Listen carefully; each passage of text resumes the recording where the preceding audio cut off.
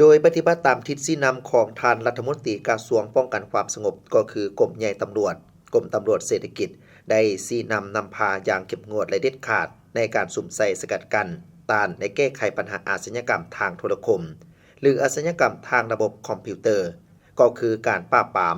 พวกขบวนการกลุ่มแก๊งสแกมเมอร์และพวกขบวนการลินการพนันทางออนไลน์ต้องห้ามเพื่อนำเอาผู้กระทำผิดมาดำเนินคดีตามขั้นตอนของกฎหมาย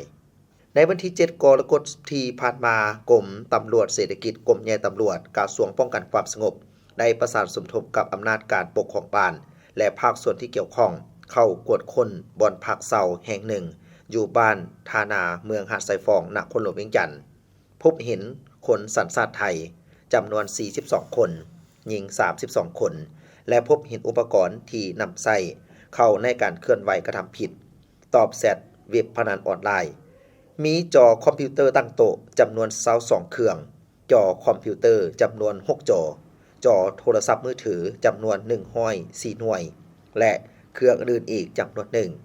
ซึ่งการกระทำของพวกเกี่ยวแม่นผิดต่อระเบียบกฎหมายของสาธารณรัฐประชาธิปไตยประชาชนลาวเป็นต้นแม่นผิดต่อประมวลกฎหมายอาญามาตรา141ในสถานการลิ่นการพนันที่ต้องห้ามจากนั้นในวันที่ 10 กรกฎาคม 2026 กรมตำรวจเศรษฐกิจกรมใหญ่ตำรวจกระทรวงป้องกันความสงบได้ส่งมอบผู้ถึกหาซ่อกงทรัพย์ทางโทรคมและการสื่อสารหรือกลุ่มแก๊ง call center ให้บริการตอบแชทเว็บพนันออนไลน์ที่ถูกเจ้าหน้าที่ตำรวจสาธารณรัฐประชาธิปไตยประชาชนลาวกักตัวในวันที่ 7 กรกฎาคม 2026 ผู้ถูกหาเป็นคนสัญชาติไทยจำนวน 42 คนหญิง 32 คนมอบให้เจ้าหน้าที่ทางการไทยไปดำเนินคดีพิธีมอบรับได้จัดขึ้นอยู่ที่ด้านสากลขัวมิตรภาพลาวไทย1นครหลวงเวียงจันทน์หนองคายทั้งสองฝ่ายได้เซ็นบทบันทึกมอบรับตัวผู้ถูกหาร่วมกันฝ่ายลาวเซ็นโดยทานพันโทคำไพฑูรย์ลอวันเหวียน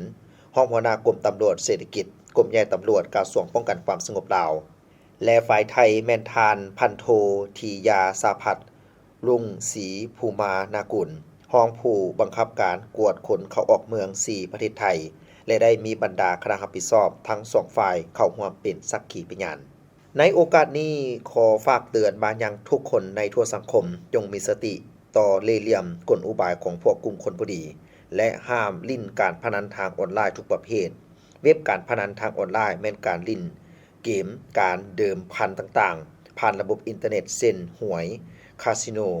บาคาร่าสล็อตการพนันบาดเตะและการพนันอื่นๆซึ่งมีผลกระทบต่อความสงบความเป็นระเบียบเรียบร้อยความปลอดภัยในสังคม